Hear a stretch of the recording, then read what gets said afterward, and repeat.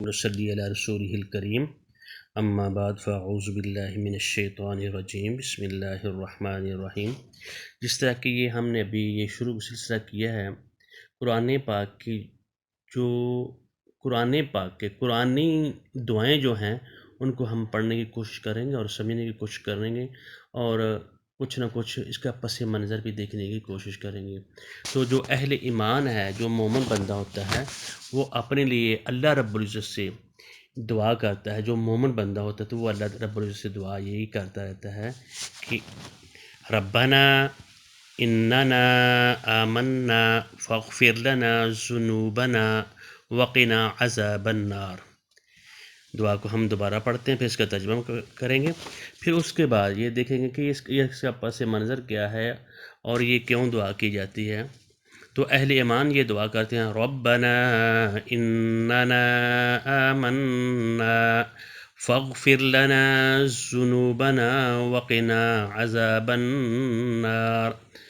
آل عمران سورۃ اس کی 16 نمبر آیت میں یہ دعا ہے، اور جو مومن بندے ہیں وہ اپنے لیے یہ دعا مانگتے رہتے ہیں، اے ہمارے پروردگار، ہم ایمان لے آئے سو ہم کو ہمارے گناہ معاف فرما اور دوزخ کے عذاب سے محفوظ رکھ۔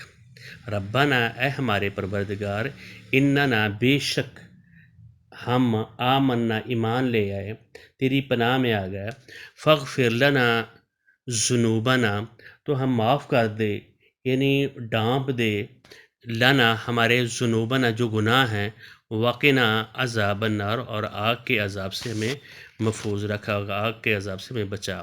یہ دیکھیں، یہ دعا جو ہم ابھی پڑھتے ہیں یہ قرآن پاک میں آئی ہے، یہ سورہ آل عمران کی آیت نمبر 16 ہے۔ تو اس سے پہلے جب ہم چلے جائیں گے تو دیکھیں گے یہ کس پس منظر میں آئی ہے۔ تو اللہ رب العزت نے جو دنیا والے لوگ ہیں، جو دنیا کی چیزیں ہیں، حالانکہ وہ انسان کو چاہیے ہوتی ہے لیکن وہ ہر وقت اس کی تگ و دو میں رہتے ہیں، تو اللہ تعالیٰ نے بھی یعنی سجا دی ہے، سمجھا دیا ہے، یہ بٹھا دی ہے لوگوں کے دلوں میں اس کی محبت، حب الشہوات، یعنی جو انسان پسند کرتا ہے اس کی محبت اللہ رب العزت نے اس کے یعنی بٹھا دی ہے، سمجھا رکھ دی اس کے دل میں۔ وہ کون سی چیزیں ہیں؟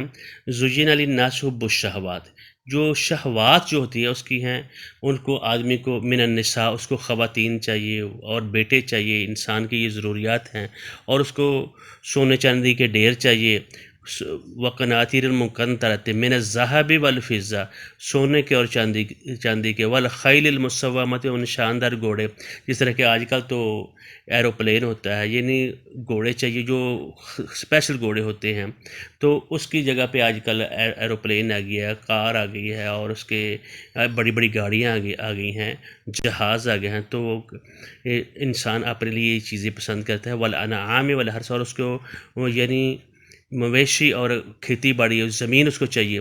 ذالک متاع الحیات الدنیا واللہ عندہ حسن المآب۔ اللہ تعالیٰ بتا رہے ہیں یہ دنیا کی سامان ہے، یہ دنیا کی زندگی ہے، اور اور اللہ کے ہاں جو بہترین ٹھکانہ ہے وہ ہے۔ تو اللہ رب العزت نے ہمیں ساتھ بتا دیا اس سے بہتر، یعنی یہ تو تم کو ملے ہی ملے گی، تو لیکن فرما رہے ہیں اے نبی ان کو بتا دو کہ اس سے بہتر میں تم کو یہ چیز بتاتا ہوں۔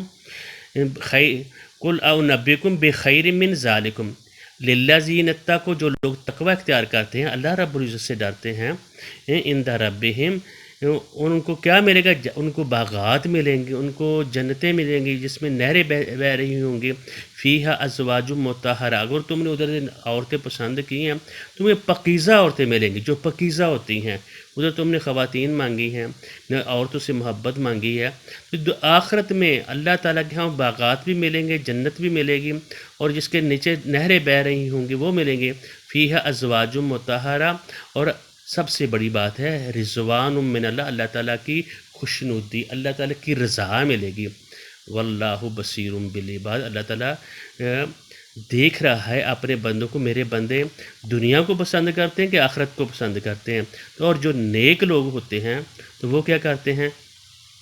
وہ یہ دعا کرتے ہیں جو ہم نے ابھی پڑھی ہے، اور ہمیں یہ دعا پڑھنی چاہیے، ربنا اننا آمنا فاغفر لنا ذنوبنا وقنا عذاب النار۔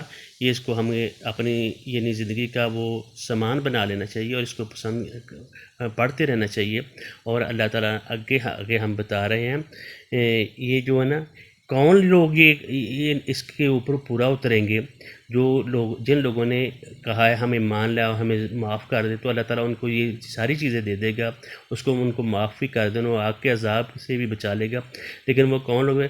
وہ صبر کرنے، الصابرین والصادقین، صبر کرنے والے، حق کے اوپر ڈٹ جانے والے اور سچی بات کہنے والے، اللہ سے رجوع کرنے والے، والمنفقین، اور جو اللہ رب العزت نے ان کو دیا اس میں سے خرچ کرنے والے، اور اللہ تعالیٰ سے معافی مانگنے والے، بالاسحار، راتوں کو، دن کو، ہر وقت، اور اللہ تعالیٰ کی وہ اس وحدانیت کا وہ گواہی دیتے ہیں اللہ تعالیٰ رب العزت۔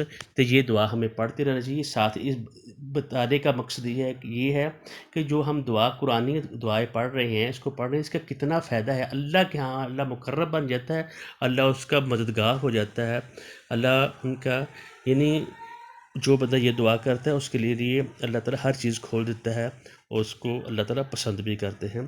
تو آئندہ نئی دعا کے ساتھ ہم ملیں گے انشاءاللہ الرحمن۔ السلام علیکم ورحمۃ اللہ وبرکاتہ۔